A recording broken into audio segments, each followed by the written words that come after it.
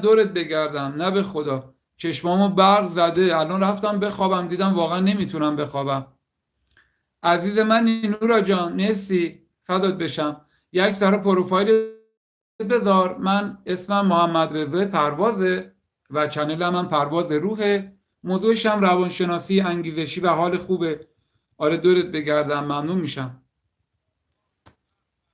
بسیار عالی. من چند زدم؟ چنل. خب آقا سعید، سعی کن یه اسم خوب، یه اسم راحت برای خودت بذاری. خب مثلا سعید 666 یه کمی تو ذهن نمیمونه. می چیت میگم؟